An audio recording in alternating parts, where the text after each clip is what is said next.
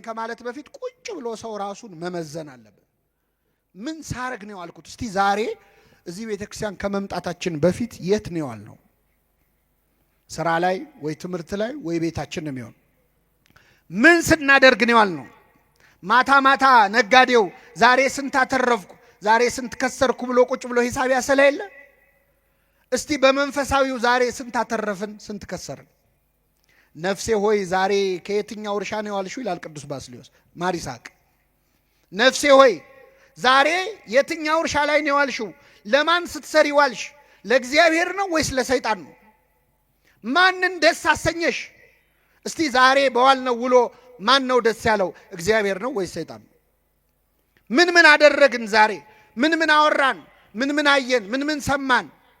የዛሬ ውሎህን ቁጭ ብለህ መመዘን አለብን። ስለዚህ የመጀመሪያው ኑዛዜ ለራስ ነው። ሁለተኛው ለካህናት ነው። ለካህናት እንድንናዘዝ የእግዚአብሔር ፈቃድ ነው። እኔ 3 ጥቅሶች ነግራቸዋለሁ። ነገር በ3 ይጸናል። አንደኛ መጽሐፈ ኢያሱ ምዕራፍ 7 ከቁጥር 7 ኢያሱ 7:7 ላይ አካን ለተባለ ሰው የእግዚአብሔር ነቢይ ሌዋዊው ኢያሱ የነዌ ልጅ ማለት ነው አንድ ቃል ተናግሮታል። አቆመውና ምን አለው? ልጄ ሆይ ያደረከውን ንገረኝ፣ ለእግዚአብሔር ተናዘዝ አለ። እስኪ በሉ ያደረከውን በሉ እንጂ ንገረኝ፣ ለእግዚአብሔር ተናዘዝ። ለማን ተናዘዝ? ያደረከውን ምን በለኝ? ለካህናት መናገር ለእግዚአብሔር መናዘዝ ነው። እኛ ለቄሱ አይደለም የምንናገረው። ለማን ነው? እነሱ ምስክሮች ናቸው። አዕይንተ እግዚአብሔር ይላቸዋል ቅዱስ አትናቴዎስ በቅዳሴው። እግዚአብሔር አይን ፊት ነው እያወራችሁ ያላችሁት፣ ለካህኑ አይደለም፣ ለአይኑ ነው። በካህኑ አይንነት የሚያይህ እግዚአብሔር ነው። ካህኑ ምስክር ነው። ምህረት ይቅርታ የሚሰጠው እግዚአብሔር ነው። ካህናቱ ኃጢአታችንን ሰምተው ሲጨርሱ ከኃጢአት ማሰሪያ ማን ይፍታህ ነው የሚሉት። እኔ ፈትቻለሁ አይሉ፣ ፍቱ እኮ ብሏል። ግን እነሱ መልሰው የሰጣቸውን ይሰጡታል። በጣም የሚገርም ነው። እና ለእግዚአብሔር ክብር ስጥ፣ ያደረከውን ንገረኝ፣ ለእግዚአብሔር ተናዘዝ አለ። አንድ ሁለተኛ የማቴዎስ ወንጌል ምዕራፍ 3 ቁጥር 18 ላይ በዮርዳኖስ ማዶ ዮሐንስ ያጠምቅ በነበረ ጊዜ ሊጠመቁ የሚመጡት ሰዎች ኃጢአታቸውን ይናዘዙ ነበር ይላል። በብሉይና በሐዲስ መካከል ላይ መጥምቁ ዮሐንስ ንስሐ ይሰማ ነበር። ህዝቡም ኃጢአታቸውን ለዮሐንስ ምን ይሉ ነበር? ይናዘዙ ነበር። ሶስተኛ የሐዋርያት ሥራ ምዕራፍ 19 ቁጥር 19 ላይ ያመኑት ሁሉ በሐዋርያት ፊት መጥተው ኃጢአታቸውን ይናዘዙ ነበር። ስለዚህ ኃጢአታችንን ለካህናት ለተመደቡ ለሌዋውያን ካህናት፣ ለመጥምቁ ዮሐንስ፣ ለ12ቱ ሐዋርያት እንድንናዘዝ የማን ፈቃድ ነው? የእግዚአብሔር ፈቃድ ነው። ሐዋርያትን ደግሞ ጌታ ሊለያቸው ሲል ምን አላቸው? እስከ ዓለም ፍጻሜ ድረስ ከእናንተ ጋር ነኝ ብሏል። እስከ ምን ድረስ? ሐዋርያታውን ሰማዕታት ሆነው ሞተዋል፣ እነሱ የሉም። እስከ ዓለም ፍጻሜ ያለው አሁን እዚህ ከምታዩቸው አባቶች ጋር ከሐዋርያት ጋር የነበረ አምላክ ከኛም ጋር አለ። ኃጢአታችንን ለካህናት የምንናገረው የማን ፈቃድ ስለሆነ ነው? የእግዚአብሔር። ካህናት ደግሞ ለመረጃ አይደለም፣ ሰምተው ሲጨርሱ ጸሎት አድርገው ምክር ይሰጡናል። አንድ ከኃጢአት መከልከል እንድንችል ቀኖና ይሰጡናል፣ እሱን እንመጣበታለን። ሌላው ግን ኃጢአታችንን ይቅር ማስባል ስልጣን ሰጥቷቸዋል። የማቴዎስ ወንጌል ምዕራፍ 20 ከቁጥር 23 ላይ እፍ አለባቸው፣ መንፈስ ቅዱስን ተቀበሉ፣ ይቅር ያላችኋቸው ኃጢአታቸው ይቀርላቸዋል፣ የያዛችሁባቸውም ተይዞባቸዋል። ስለዚህ ለካህናት የምንናዘዘው የእግዚአብሔር ፈቃድ ስለሆነ ነው። ሶስተኛው ለካህናት ስንናዘዝ በዛው ለማን የምንናዘዘው? ለእግዚአብሔር ማለት ነው። ይህን ካየን ምእመናን እንዴት እንናዘዝ የሚለውን ደግሞ ማየት ያስፈልጋል። ብዙ ጊዜ አሁን ንስሐ መግባት ስናስብ የሚፈትነን ፈተና፣ አሁን እዚህ ጉባኤ መሀል ያላችሁ ሰዎች ንስሐ መግባት አትጠሉም፣ ትፈልጋላችሁ። ጸሎታችሁም ነው እግዚአብሔር ለንስሐ ያብቃኝ እንላለን አይደል? አዎ። ግን አብዛኛው ሰው አሁን መግባት አይፈልግም። ንስሐ መግባት ይፈልጋል፣ ግን አሁን መግባት አይፈልግም። እንደውም አንዳንድ ሰው ለንስሐ ሞት አብቃኝ ይላል። ለምን ሞት? ስለዚህ ይሄ ሰው የቅዱ ንስሐ መግባት የፈለገው መቼ ነው? ሊሞት ሲል። ንስሐ መግባት መቁረብ የምናስበው ልንሞት ስንል ነው። መቼ ነው የምንሞተው? እኔ የኔን አላውቀውም፣ እናንተ ታውቁታላችሁ። ግን እንደሚያቅሰው ሆነን ልሞት ስል ብለን ነው የምናስብ። አሁን የሶሻል ሚዲያ ዘመን ነው፣ የዩቲዩብ የቲክቶክ የምን ዘመን ነው።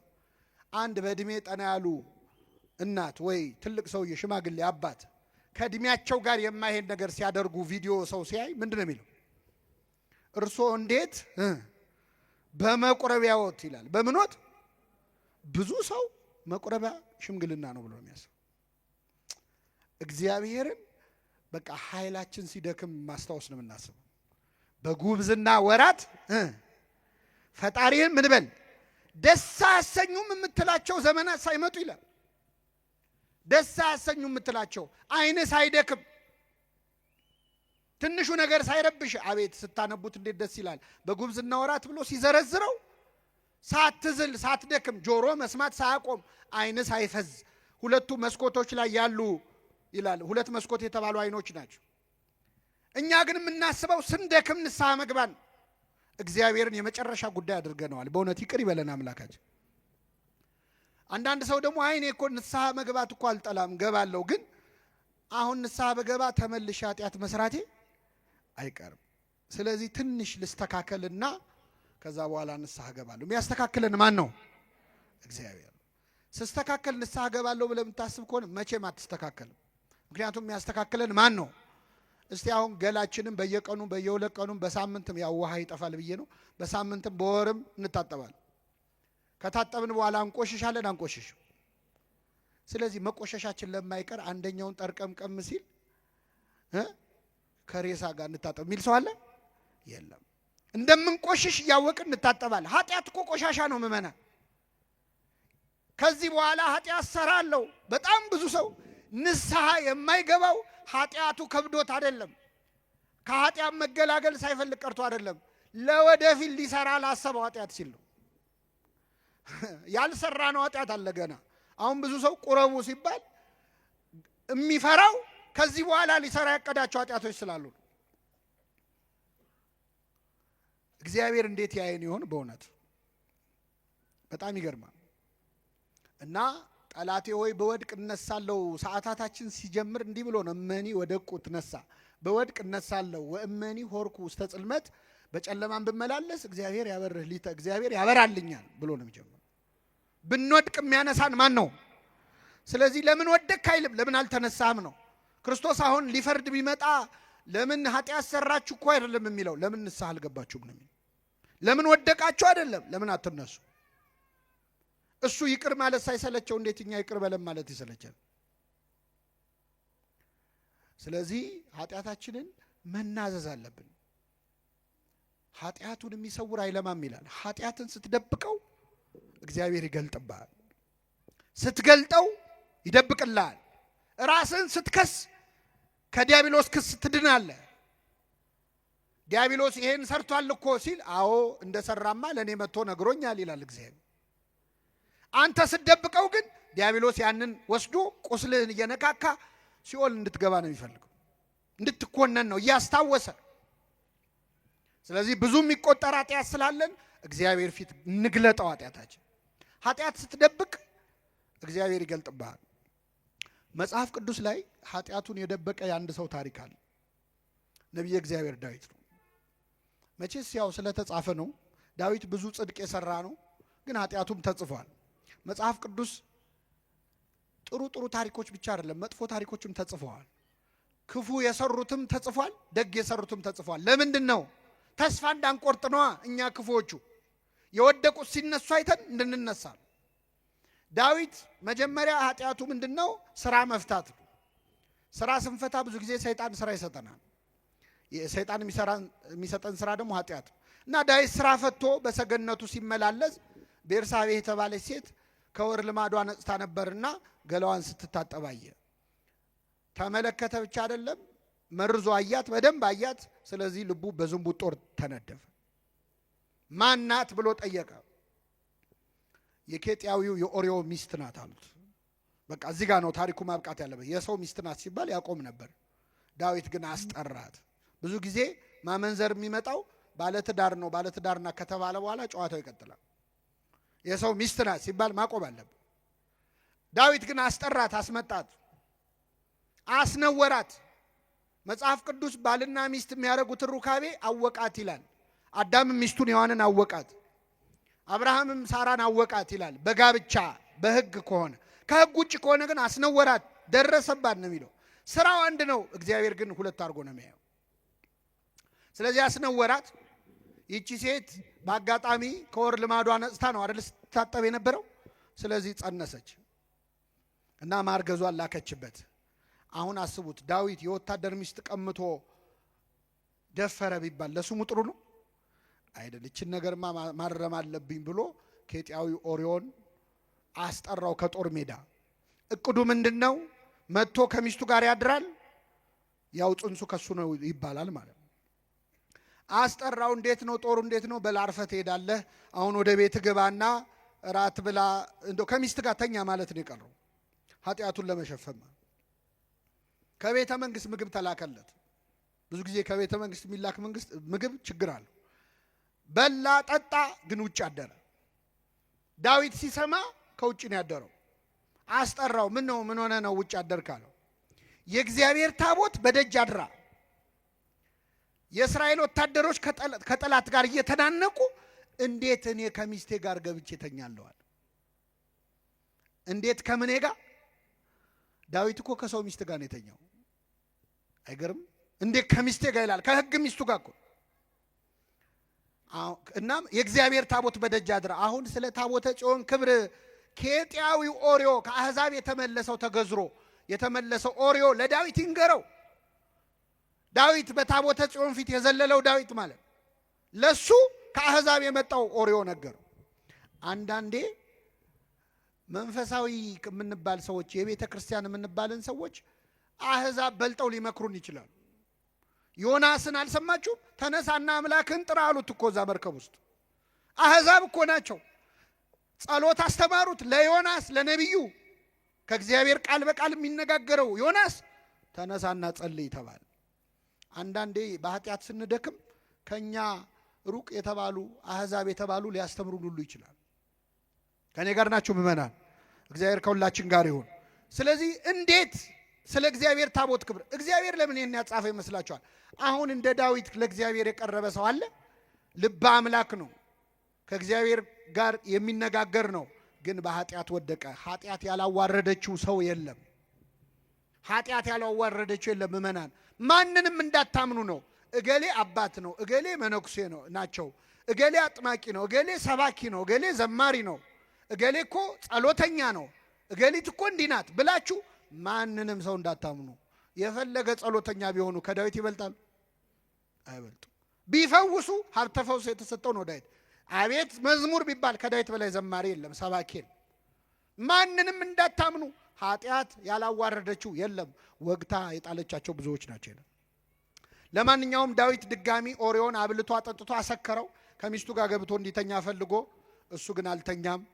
አሁንም ለሁለተኛ ጊዜ ውጭ አደረ። ምን ነው ሲለው ታቦተ ጽዮን በደጅ አድራል፣ አንተ አትሰማም ብሎ ደብዳቤ ጽፎ ላከው። ደብዳቤው ይሄ ሰው ይገደል የሚል ነው። ምስኪን ኦርዮ እንደ ባህራን የሞቱን ደብዳቤ እንደያዘው ባህራን እንደ ይስሐቅ የሚሰዋበትን ተሸክሞ እንደሄደው እንደ ክርስቶስ መስቀሉን እንደያዘው መገደያውን ደብዳቤ ይዞ ወደ ኤልያብ ወደ ጦር መሪ ወስዶ አሳየው። አየው። ሲያየው ይገደል ይላል። በጣም አዘነ። ግን የንጉሥ ቃል ነው፣ ምንም ማድረግ አይቻልም። የጠላት ጦር ግር ብሎ የሚመጣበት ቦታ ላይ ሄዱና ጥላችሁት ሽሹ አላቸው። እሺ ብለው ወታደሮች ጠላት ሲመጣ ኦርዮን ብቻውን ጥለውት ሮጡ።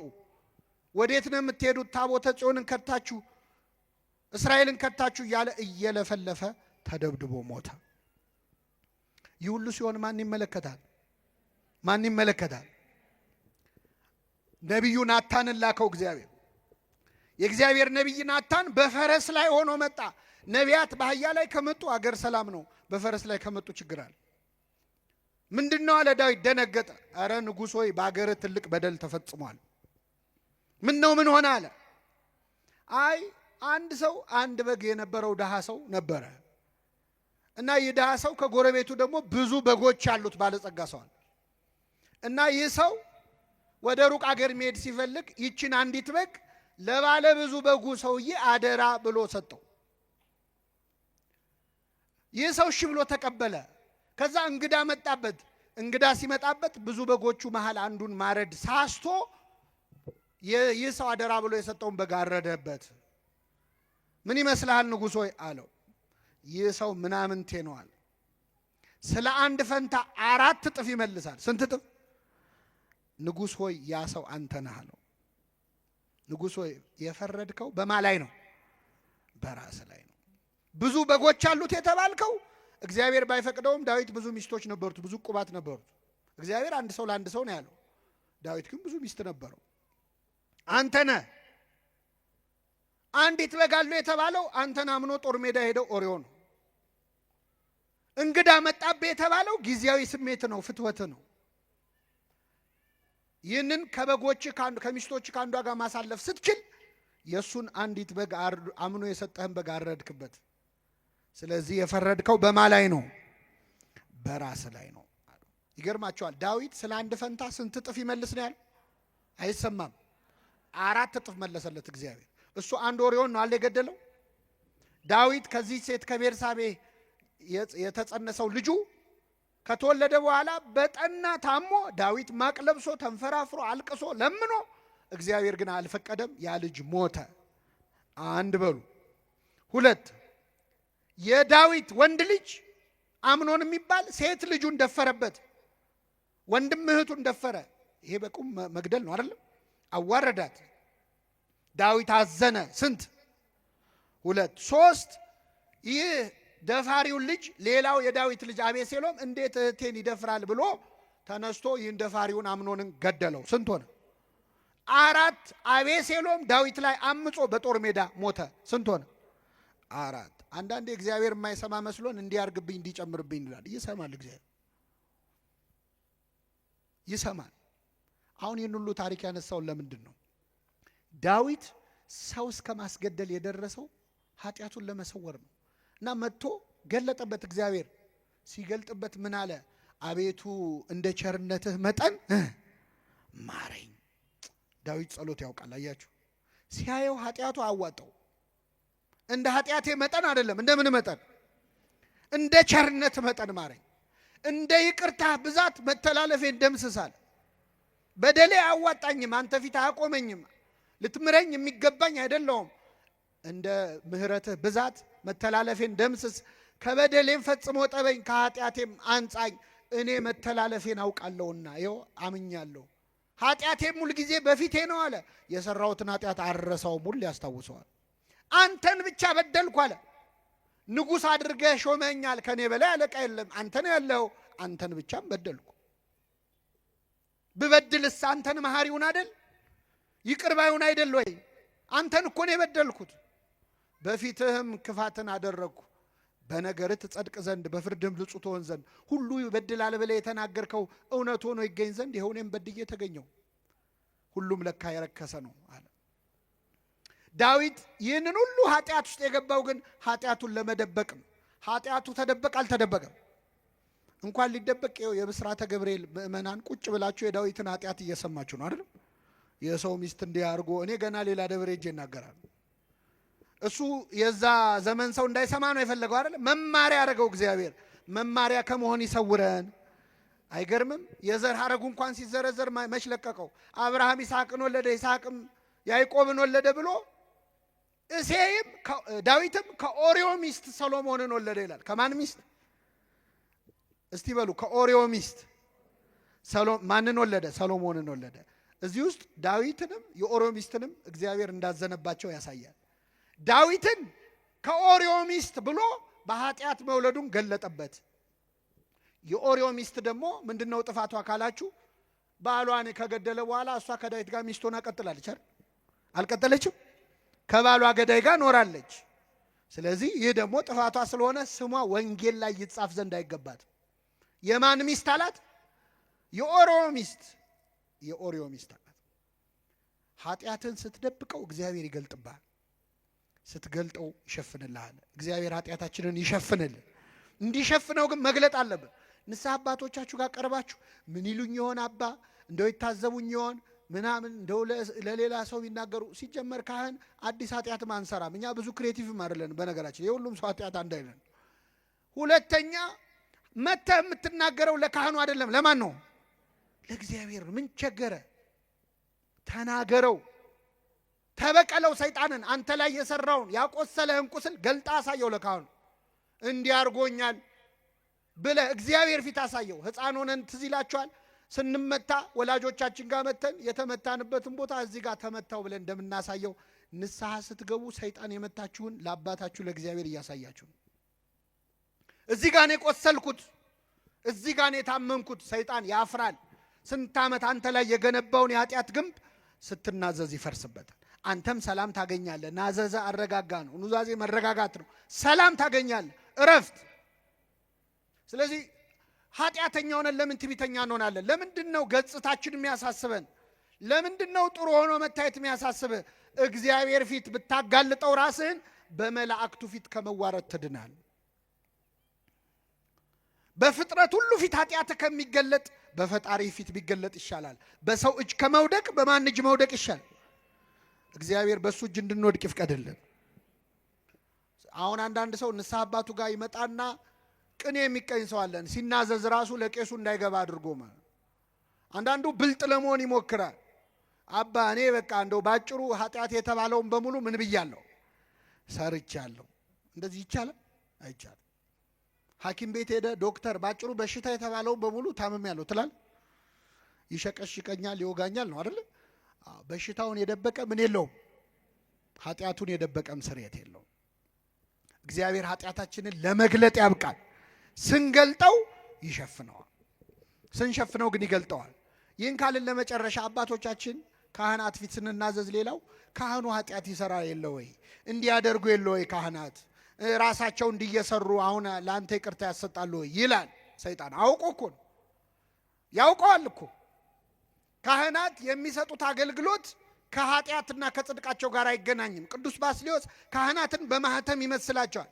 ማህተም ሁለት ማህተም ቢኖር ይላል፣ አንዱ የብረት አንዱ የወርቅ ቢሆን እላዩ ላይ የንጉሥ መልክ ቢኖረው፣ የንጉሱ መልክ አንድ አይነት ከሆነ ቀለም ነክረ ስትመታው የማህተሙ ስዕል የትኛው የወርቅ የትኛው የብረት እንደሆነ ማወቅ ይቻላል?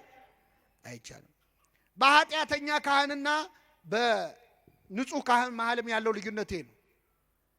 የወርቅ ማህተም የተባለው የኃጢአተኛ ካህን ነው፣ ንጹህ ካህን ነው። የብረት ማህተም የተባለው ኃጢአት ያለበት ካህን ነው። የሚሰጡት አገልግሎት ግን ስንት ነው? አንድ። ምክንያቱም በካህናት አድሮ የኃጢአት ይቅርታ የሚሰጠው ማን ነው?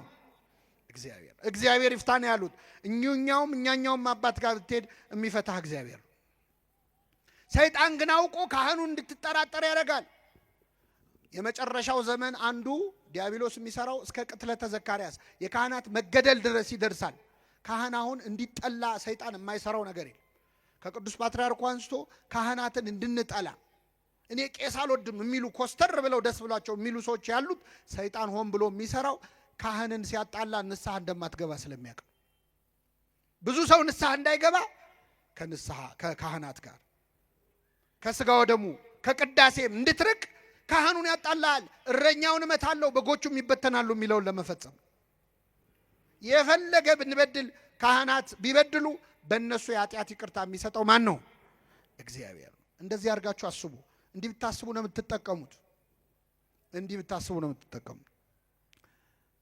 በዚህ በቅዱስ ጳውሎስ መልእክት ተርጓሜ ላይ አንድ ጆሮ የሚከብድ ታሪክ ተጽፏል። አንድ ሰውዬ ንስሐ አባት ይዛል እና በጣም ባለጸጋ ሰው ነው። ሀብት ንብረት የሞላ የተረፈው ነው። ከዛ ንስሐ አባት ይዛል። እኛ አባት ደግሞ በጣም የገንዘብ ፍቅር ያላቸው ነበሩ። ካህን ሆኖ ገንዘብ በጣም የሚወድ ሊኖር ይችላል? አይችልም። ከመጀመሪያዎቹ 12 ካህናት አንዱ ይሁዳ ጌታውን እስከ መሸጥ የደረሰው በምንድን ነው? በገንዘብ ነው። ሌባ ነበር ይላል ዮሐንስ ወንጌል። ይሁዳ ሌባ ነበር፣ ግን ክርስቶስ ገንዘብ ያዥ ያደረገው። እንዴት ነው ሌባ መሆኑን እያወቀ ለምን ገንዘብ ያዥ ያደረገዋል? አሁን እኛ ሌባ መሆኑን የምናውቀውን ሰው ዘበኛ እናደርጋለን? ኧረ እኛ አስተውት። ሌቦች ራሳቸው ሌቦች ዘበኛ ሲቀጥሩ የሚቀጥሩት ሌባ ነው ታማኝ ሰው ፈልጉልኝ ይላሉ። እነሱ እኮ ሌቦች ናቸው። ለምንድን ነው ክርስቶስ ሌባ መሆኑን እያወቀ ገንዘብ ያዥ ያደረገው? ቤተ ክርስቲያን ሙዳይ ምጽዋቷን በሚዘርፉ ሰዎች እድሜ ልክ እንደምትሰቃይ ለማሳየት ነው። እኔ ያለውም ሌባ ነበረ እንዳትደነግጡ እያለ ነው። ይኖራል ሌባ ለወደፊቱም። ይሁዳ ጌታውን በ30 ብር ሸጠ። በሱ ቤት ክርስቶስን የሸጠ መስሎታል። በ30 ብር የሸጠው ግን የራሱን ነፍስ ነበረ። የራሱን ነፍስ ነው። ጌታ ምኑ ይሸጣል? የራሱን ነፍስ 30 ብር መዘነላት። ያቺ ሴት 300 ዲናር የሚያወጣ ሽቶ አምጥታ እንደ ተራ ነገር አፈሰሰችው። ያቺን ሴት ይሁዳ ተቃውሟን ነበረ። ለዛች ሴት 300 ዲናር ከጌታ ፊት ተራ ነገር ነው ብላ 300 ዲናሩን ጣለች፣ ጌታ ይበልጣል ብላ። ይሁዳ ደግሞ 30 ብር ይበልጣል ብሎ ጌታውን ጣለ። እና እኚህ ሰውዬ ገንዘብ ይወዱ ነበር። ንስሐ አባት ሁኑኝ አላቸው። ሰውየው ባለጸጋ ነው፣ እሺ ብለው ተቀበሉት። ከዛ ጥቂት እንደቆዩ ሊያማክሩት መጡ። እንደው እባክህ አንድ ችግር ገጠመኝ። ምን ነው አላቸው። የእርሻ መሬት አለኝ፣ ግን ገበሬዎች የሉኝም፣ በደንብ የሚያርሱልኝ የሉኝ እና ከገበሬዎች አንዱን ላክልኝና የኔን መሬት ይረስልኝ አሉት። እሺ ችግር የለም ብሎ ገበሬ ያዘዘላቸው። የንስሐ አባት መሬት ማሳረስ ቀርቶ መጽሐፍ ቅዱስ ላይ ቤት ሰርቶ ይሰጣል። ለንስሐ አባቶቻችን ይህን ተራ ነገር ብናደርግ ለነሱ ከሚሰጡን አንጻር ምንም ነው እና ቤት ገዝቶ ሁሉ ይሰጣል። እና ይህ ሰው ገበሬውን ላከላቸው። ከዛ ሲያርስ ቆየ። ገበሬው እያረሰ ያለ አንድ ነገር አገኘ። የንስሐ አባትየው መሬት ላይ የተቀበረ በድስት የተቀበረ ወርቅ አየ። ቆፍሮ ሲያወጣ ወርቅ ነው። መልሶ ቀበረውና እሳቸው ጋር መጥቶ ማን ነው ባለጸጋው ጋር መጥቶ አረ የንስሐ አባት መሬት ላይ እኮ በጣም ብዙ በኪሎ የሚመዘን ወርቅ አገኘዋል። ሊያየህ ሰው አለ? የለም። ለሌላ ሰው ነግራል? አልነገርኩም። በል እንደዛ ከሆነ ወርቁ የተገኘው እሳቸው መሬት ላይ ስለሆነ ወርቁ የሚገባው ለእሳቸው ነው፣ ሄደ ንገራቸዋል። እሺ ብሎ የገበሬ ሄዶ ንስሐ አባትየው ጋር የእርሶ መሬት ላይ ወርቅ አገኘው አላቸው። ገንዘብ ይወዳሉ ብያቸዋለሁ። በጣም ተደሰቱ። የታረከው አሉት። ቀብሬዋለሁ አሉ። በጣም ጥሩ፣ በቃ ያለበትን ታሳየኛለህ፣ ማታ እንገናኛለን፣ ግማሹን ላንተ አካፍልሃለሁ አሉት። እሺ ተባባሉ፣ ተስማሙ። አሁን እኚህ ሰው ግማሹን አካፍለዋለሁ ካሉ በኋላ ቁጭ ብለው ሲያስቡት እኔ ግን ምን ነክቶኝ ነው ግማሹን አካፍላለሁ ያልኩት? እንደው አፌን ይበላኛል ማለት ጀመሩ። እንደው ሩቡን እንኳ ብለው ምን አለ እስቲ። ሰይጣን ልባቸው ውስጥ ገባ። ሲብከነከኑ አሉ። ማታ ላይ ገለዋለሁ ብለው ወሰኑ። ከዛ የተቀበረበትን ቦታ አሳያቸው። እዚህ ነው ብሎ ሲያሳያቸው ግራ ቀኝ አይተው ሰው አለመኖሩን አይተው ይህን ሰው ገደሉት እና ወራጅ ውሃ ውስጥ አሉት። ማንም አልሰማም ብለው ነው። ወርቁ መገኘቱን የሰማ ሰው አለ? የለም። ማ ባለጸጋው ሰው ቢጠብቅ አይመጣም የሰውዬ። ከዛ በኋላ በጠዋት ሄዶ ሲያይ እዛ እርሻ መሬት ላይ ደም አየ። ገባው ነገሩ። በጣም አዘነ። እኚህ ሰው ገለውታል ማለት ነው። እግዚአብሔር ይፍረድባቸው። እኔ ግን ከዛሬ ጀምሮ መስቀልም አልሳለም፣ ቤተ ክርስቲያንም አልሄድ፣ ስጋ ወደሙም አልቀበልም ብሎ ቀረ። እንደዚህ አይነት ንግግር ሰምታችሁ አታውቁ? ብዙ ሰው አለ እኔ ከዛሬ ጀምሮ የአባ ገሌን መስቀል አልሳለምም የሚል። መስቀሉ የማን ነው? እኔ አቡነ ገሌን የአባ ገሌን ቄስ ገሌን እኔ አይጥሙኝም የሚል ሰው አለ። መስቀሉ እኮ የክርስቶስ ነው። የክርስቶስ መስቀል እንኳን ኃጢአተኛ ካህን ቀርቶ ሰይጣን ቢይዘው አይረክስም። ችሎ አይዘውም እንጂ ሰይጣን ቢይዘው አይረክስም። መስቀሉ መስቀል ነው። ስጋው ደግሞ አልቀበልም። እኔ ካህን አልወድም። የሆነ ጊዜ የሆኑ ካህን እንዲህ ሲያደርጉ አይቻለሁ። ከዛ በኋላ ከቤተ ክርስቲያን ቀረው ብለው ደስ ብሏቸው የሚያወሩ ሰዎች አሉ። እግዚአብሔር የሚሰማህ መስሎሃል? እሳቸውን ለሰሩት ይቀጣቸዋል። አንተ ደግሞ ለቀረህበት ትቀጣለህ። ሁለተኛ ካህን ላማህበትም ትቀጣለህ። እግዚአብሔር የፍትህ አምላክ ነው። ኃጢአት በኃጢአት አያጣፋም። የሆኑ አባት እንዲያረጉ ብለህ የምትድን መስሎሃል? እሳቸውን ስላረጉበት ይቀጣቸዋል። አንተን ስላማህበትና ስለቀረህበት ይቀጣል። በተለያየ ፋይል ነው የሚያየው። ያንተ ሌላ የእሳቸው ሌላ። የእሳቸው እንዲህ ስላረጉ ምን ያርግ እሱ ወዶ እኮ አይደለም ብሎ አያጣፋለን። እና የሰው ከቤተ ክርስቲያን ቀርቶ ስጋው ደግሞ መቀበል ትቶ ሌሊት በህልሙ አንድ ነገር አየ። እልም ባለ በረሃ ላይ ውሃ ጥም ጉሮሮውን እያደረቀው በአሸዋ እና ከላይ ፀሐይ ላይ እየሄደ ያያል ብቻውን። ከዛ ሲሄድ ውሃ ጥም በጣም አስቸግሮት ኮለል ብሎ የሚፈስ የውሃ ድምፅ ፏፏቴ ይሰማል። ከዛ ድምፁን ተከትሎ ሲሄድ እውነትም ንጹህ ውሃ ኮለል ብሎ ይፈሳል። ተጠምቶ ስለነበር እጁን ዘረጋ ውሃውን ሊጠጣ፣ ግን አልደረሰበትም። ፏፏቴው ላይ ተሳበ፣ አልደረሰበትም። ከዛ አንድ ሰው እየመጣና በንጹህ የወርቅ ዋንጫ ጽዋ፣ ንጹህ የወርቅ ጽዋ ቀዳና ውሃውን እንካጠጣ አሉ። ጽዋው ንጹህ ነው፣ ውሃው ንጹህ ነው፣ ግን እንካጠጣ ያለው ሰውዬ በጣም በሚዘገንን መንገድ ቁስል በቁስል ነው፣ ቆስሏል ሰውዬው። ውሃው ግን ንጹህ ነው፣ ሰውየው ግን ቁስለኛ ነው። አይ ሰውየው አልነካውም፣ ውሃው ንጹህ ነው፣ እሱ ቢቆስል ምን ችግር አለው፣ በቃ ልጠጣ ብሎ አፉን ሲከፍት ከእንቅልፉ ነቅ። ኮለል ብሎ ሲፈስ ያየው ውሃ የህይወት ውሃ እኔ ነኝ ያለ የክርስቶስ ሥጋና ደም ነው። ቁስለኛው ሰው ኃጢአተኛው ካህን ነው። የኃጢአተኛው ካህን ቁስል የሥጋው ደሙን ንጽህና ሊያሳድፈው አይችልም። እንደዚህ አድርጎ ለማሰብ እግዚአብሔር በቸርነቱ ይርዳን።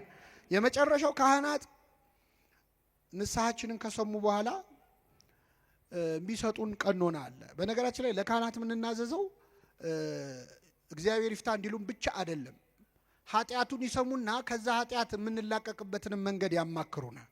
አንድ ሰው ስርቆት ከሆነ የሚጸናበት መጽውት ይባላል። በሰረቀበት እጁ ምን እንዲል እንዲሰጥ። ዝሙት ከሆነ የሚጸናበት ጹም ይባላል። ስገድ ይባላል፣ ሰውነቱን መግዛት እንዲችል። ስንፍና ከሆነ ይሄን ያለ እግር መንገድ ሂድ ሊባል ይችላል። በጠዋት ተነስተ እንዲያርግ ሊባል፣ ጠበል ተጠመቅ ሊባል ይችላል። ካህናት የሚሰጡ ቀኖና ቅጣት አይደለም፣ ሕክምና ነው። መድኃኒት የሚሰጠው ለቅጣት ነው አይደለም፣ ለሕክምና ነው። እና ለምሳሌ የሚሰጥ ቀኖና አለ፣ ጾም አለ፣ ጸሎት አለ፣ ሌላስ ስግደት አለ፣ ምጽዋት አለ፣ ፈውስ መንፈሳዊ የሚባል መጽሐፍ አለ በቤተ ክርስቲያናችን። ብዙ አይነት ነው የቀኖና። ካህኑ ሊቆጣ ይችላል፣ ሊቆጣ ይችላል። እኛ መቼስ አሁን ካህናት ቢቆጡን እንዴ ቁጣው ምን አመጣው ብለን አንመጣ። እኔ አንዳንድ ሰው ጥያቄም ብሎ ይጠይቀናል። ንስሐ አባቴ ስናዘዝ ኃጢአቴን ፊታቸውን ክስክስ ያደርጉብኛል እና ጀብዱ ነው እንደ የሰራው ይሳቁልን። ኃጢአት እኮ ነው የምትነግራቸው፣ መገሰጽ አለባቸው። ይቆጣሉ፣ ተቆጡ፣ ኃጢአትን አታድርጉ ብሏል። ስለዚህ ይቆጣሉ፣ ግን ይራራሉ። ካህኑ የሚገስጹ ከኃጢአቱ እንድትላቀቅ ነው፣ ጠልተው አይደለም። መድኃኒት እያቃጠለ አይደል የምትቀባው፣ ቁስልህን እንዲፈውስ ነው። ስለዚህ ተቆጥቶ በጣም ያስጨንቁ ማለት አይደለም። ግን ካህናት ሊገስጹን ይችላል፣ ሊቆጡን ይችላል፣ ና ሊሉ ይችላሉ፣ ሂድ ሊሉ ይችላሉ። በዛ በእርምጃ ውስጥ ከእግዚአብሔር እንድትቀርብ ነው፣ ስንፍና እንዲለቅ ነው። ጠበል ተጠመቅ ሊሉ ይችላሉ፣ እስከዚህ ሰዓት ጹም ሊሉ ይችላሉ። ዓላማው ግን እኛን ከኃጢአት ማላቀቅ ነው። በኋላ ሄደ ቴራፒስት ጋር ሳይኮሎጂስት ጋር መከራን ከምታይ ካህኑን ሰምተህ ያሉን ብታደርግ እግዚአብሔር የበለጠ ረድኤት ይሰጣል። ዓላማው ሰውየውን መፈወስ ነው። ፈውስ መንፈሳዊ ከኃጢአት ከሱሱ ከልማዱ መላቀቅ እንዲችል እና የሚሰጠው ቀን ነው። አሁን እኛ የሚመስለን ብዙ ኃጢአት ያለበት ሰው ብዙ ስገድ የሚባል፣ ትንሽ ኃጢአት ያለበት ሰው ደግሞ አይ አንተ ችግር የለውም ትንሽ፣ እንደዚህ የሚባል ነገር የለም። ካህናቱ አይተው ተመሳሳይ ኃጢአት ሰርተን የተለያየ ቀኖና ሊሰጡን ይችላሉ፣ የሰውየውን ታሪኩን ስለሚያውቁት። ለምሳሌ በጣም ብዙ ኃጢአት ላለበት ሰው ትንሽ ስገድ ሊሉት ይችላሉ። ለምን? ብዙ ስገድ ካሉ ደንግጦ እንዳይጠፋ። ሁለተኛ ችሎ ከሰገደ ደግሞ እግዚአብሔር ይቅር ያለኝ በስግደቴ ነው እንዳይል። እንደውም አንድ አባት በጣም ብዙ ኃጢአት የሰራ ሰው መጣና ነገራቸው። ሲነግራቸው 3 ስገድ አሉት። ስንት? 3000 ነው 300 ነው አለ። አይ 3 ስገድ። ሰገደ። እግዚአብሔር ይፍታ ሄድ አሉት። አላመነም፣ ሄደ እና ያው ለታሪኩ እንዲመች ነው፣ እግዚአብሔር የማያውቀው የለም። ጌታ ተገልጦ ለምንድን ነው 3 ብቻ ስገድ ያሉት አላቸው። ሲላቸው ጌታ ሆይ 3 ስገድ ያልኩት እኔ ጨካኝ ሆኜ ነው፣ አንተ ብትሆን ኖሮ ኃጢአት ተሰረየችልህ ብለህ በነፃ ምን ትለው ነው ታሰናብተው ነው። የኛ ኃጢአት ከእግዚአብሔር ምሕረት ይበልጣል አይበልጥም? የሱ ምሕረት እንደ ባህር ነው፣ ባሕረ ምሕረት ይባላል እግዚአብሔር። የኛ ኃጢአት እንደ ደም ጠብታ ነው።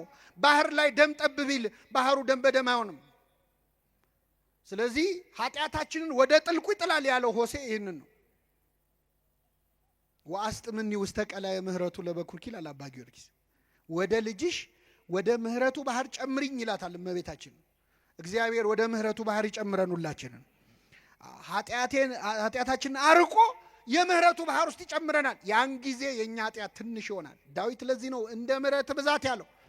ምሕረት ብዙ ስለሆነ የፈለገ ብበድልም ኃጢአቴ ግን ከምሕረት አይበልጥ፣ ምሕረቱ ብዙ ነው እና እዛ ውስጥ ደብቀው ሸሽገው ብሎ መለመን ማለት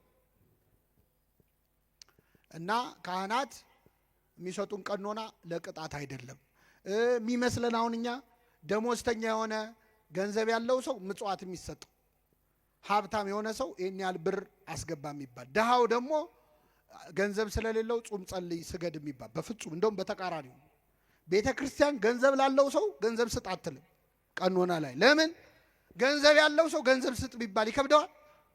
እንደውም እንደ ቀረጥ እንደ ታክስ ይከፍላል ማለት ነው። የፈለገውን ኃጢአት እየሰራ እያመጣ ብሩን መዥረጥ ነው ያለው።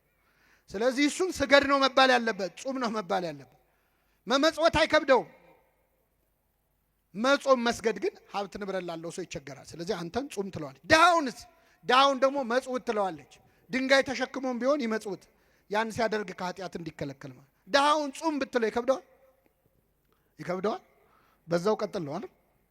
ስለዚህ ለድሃ አይደለም፣ ዓላማው ግን ወደ እግዚአብሔር ማቅረብ። በዚህ በዜናባው አንድ ታሪክ ልንገራችሁና አበቃለሁ። አንድ ሰው ኃጢአት ሰርቶ ንስሐ ሊገባ ወደ ካህን ይመጣል እና ይህ ሰው የሰራው ኃጢአት ሰው መግደል ነው። የገደለው ደግሞ አንድ ሰው አይደለም፣ 7 ሰው ነው የገደለው። ስንት ሰው? 7 ሰው። ከዛ ይመጣና ለካህኑ 7 ሰው ገደልኩ ብሎ ይናዘዛል። እንግዲህ ካህናት እንደነገርኳችሁ ለሐኪም በሽታ ብርቁ እንዳልሆነ ለካህናትም ኃጢአት ብርቃቸው አይደለም፣ ያውቁታል። ግን በአጋጣሚ ሆኖ ይህ ሰውዬ ሊናዘዝ የመጣው ገና ከተሾሙ ዓመት ያልሞላቸው ቄስ ጋር ነው። ወጣት ናቸው እና መጥቶ 7 ሰው ገድያለሁ ሲላቸው በስመ አብ ወወልድ ወመንፈስ ቅዱስ አሉ። ከዛ አደነጋገጣቸውን ሲያይ እኚህ ሰውዬማ ለፖሊስ አሳልፈው ይሰጡኛል ብሎ እሳቸውንም ገደላቸው። ስንት ሆኑ? አሁን ትንሽ ቀን አረፍ አለና ደግሞ መልሶ ቆጫው። አይ ንስሐማ መግባት አለብኝ ብሎ ሌላ ካህን ጋር ሄደ። አባቴ 7 ሰው ገደልኩ 7 ገደልኩ ብዬ ስናገር ሲደነግጡ እንዳያጋልጡ ብዬ እሳቸውንም ገደልኩ፣ በድምሩ ስንት ሰው ገድያለሁ አላቸው። እኚህ ካህን በጣም አረጋዊ ናቸው፣ ልምድ ያላቸው ናቸው። ውይ ይቺ እኮ በጣም ቀላል ነች፣ ይሄን ያሳሰበ ኧረ አይዞ አሉት። ምክንያቱም 9ኛ እንዳይሆኑ ሲያዩት ሰውየው አያዋጣም አይደል? ይሄን ያሳሰበ ይሄ ሰይጣን ነው፣ እንደውም አይዞ አንተ ጠበል ነው መጠበቅ ያለበት፣ ጠበል አጠምቃለሁ ትሄዳለህ አሉት። ደስ አለው። ከዛ ና አሁን ነው እንደውም ማጠምቅ ብለው ይዘውት ወደ ሆነች ዋሻ ወሰዱት። ከዛ ጉድጓድ አለ፣ ጉድጓድ ውስጥ ውሃ ወርደህ ታመጣለህ፣ ጠበል አጠምቃለሁ፣ ይለቃል፣ አይዞ አሉት። ደስ አለው። በገመድ አወረዱት፣ ገባ። ውሃ ሊቀዳ ወደ ውስጥ ሲገባ ውሃ የለም። ጉድጓዱ በጣም ረጅም ነው፣ ታች ነው የገባው። ሲፈልግ የለም ውሃ። ሲመለስ አባ ገመዱን ሰብስበውታል። አንተ እዛው ነው መቆየት ያለብህ አሉት። ይገርማችኋል፣ ይሄ ሰውዬ ውስጥ ሆኖ ይዝታል። ልውጣ ብቻ እኔ እንደሌሎቹ አንተ መግደል አይደለም ቆራርጣለሁ ይላል። ችግር የለውም። እሳቸው በቀን አንዴ ይመጣሉ። ማታ አንዲት ኮዳ ውሃና አንዲት ዳቦ ይጥሉለታል። ይዝታል፣ ይበላል። በቀን አንዴ ነው የሚበላው። ማታ 12 ሰዓት ነው። ምን እያደረገ ነው የሰውዬ? መልሱልኝ። 7 ቀን ጾመ። ይዝታል፣ ይበላል፣ ይዝታል፣ ይበላል።